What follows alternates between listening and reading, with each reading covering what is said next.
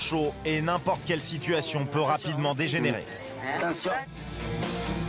Nous avons suivi le quotidien de Fabien, Ludovic et Michel, au cœur de Marseille. Pris en flagrant délit, les jeunes pyromanes sont menottés et embarqués. Tous sont mineurs. Plutôt que d'aller à l'école, ils préfèrent jouer avec le feu sans toujours se rendre compte des conséquences de leurs actes.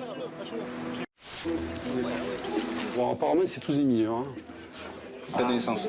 C'est pas lui, mais ça va être comme ça. T'es sûr? À peine 13 ans pour le plus âgé des pyromanes, et encore plus incroyable, certains sont encore à l'école primaire.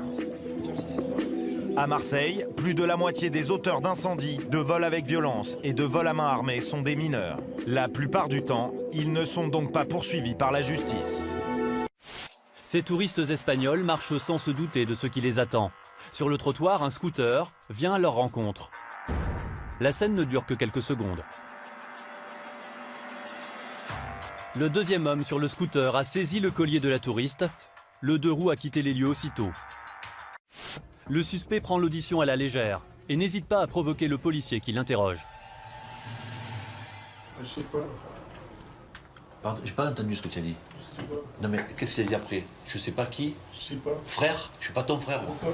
Non mais ne me dis pas ça va. D'abord tu es pas mon frère et tu es en garde à vue. Et devant toi tu as un officier de police judiciaire. Ça va taper. Ah, j'ai compris, on y va. Ouais, il est au niveau du conducteur de la Modus. Ah, faut qu'il se dépêche, hein. Faut qu'il se bouge. Ça y est, c'est bon. L'homme est interpellé. C'est bon, interpellation en cours. Top pour l'affaire.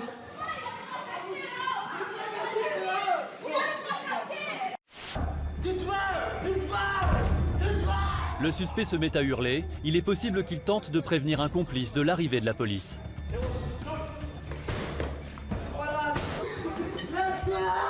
Mais dans l'appartement, la seule personne présente est sa mère. Dans la confusion ambiante, les policiers gardent en tête que c'est le stock du suspect qu'ils doivent trouver. Non. Le chien il a marqué en bas dans la boîte aux lettres, vous êtes au courant? Ouais. Est-ce qu'il y a la queue dans la boîte aux lettres? Je te parle. Est-ce qu'il y a la queue dans la boîte aux lettres? Dans la boîte aux lettres, j'ai pas, monsieur. Armés de couteaux et de marteaux, ils causent des dégradations qui commencent à coûter cher à la régie des transports et à la ville. Sur cette vidéo de surveillance, on voit de très jeunes garçons briser les vitres des portes du métro. Des casseurs en culotte courte que Ludovic aimerait bien coincer. Des apprentis casseurs s'en est donné à cœur joie sur une quinzaine de voitures stationnées à la sortie du métro. Il y en a au moins pour 5 000 € de dégâts. Cette fois-ci encore, Ludovic est prévenu par une patrouille. Ils ont cartonné toutes les voitures. Ils ont cartonné avant. Un équipage de police vient d'arrêter des jeunes correspondant au signalement des casseurs. Le jeune nie, mais Ludovic a de quoi le coincer. Bon, là, qui c'est qui a décidé de voler les marteaux? Les marteaux, qui c'est qui a décidé de les prendre? C'est pas moi. C'est pas toi? Il en avait un lui, sur lui? Ah ouais, marteau. Ah, tu en avais un sur toi en plus. Et qui c'est qui te l'a donné alors? Quelqu'un que tu connais pas? Oui, je le connais. Tu sais que c'est pas bien de mentir. Je le connais, mais je sais pas comment il s'appelle. Ah, tu le connais, sais pas comment il s'appelle. D'accord.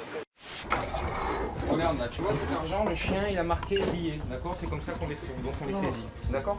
Mais on le saisit quand même. Maman, elle t'a pris tes sous! Ce chien-là ne marque pas l'argent, il marque le stupéfiant. Donc s'il a marqué ici avec les billets, c'est que les billets ont été en contact avec les stupéfiants, ce qu'on pourra après déterminer éventuellement avec des analyses poussées. C'est pas à toi? C'est pas à moi. Ça non plus. C'est pas à toi. Tu vas passer un mauvais moment avec nous, toi. Ça, c'est quoi ce qu'il y a dans ce truc? C'est pas à moi. Tu vas apprendre à nous connaître. Du shit et de la coke. Mais ce jeune homme dit que ce n'est pas lui. De la cocaïne et quelques barrettes de cannabis. Un bon début, mais les quantités sont faibles. Les policiers pensent qu'il existe une cache plus importante ailleurs. Un policier a reçu un appel anonyme. Quelqu'un affirme que la mère du dealer s'est débarrassée de quelque chose juste avant la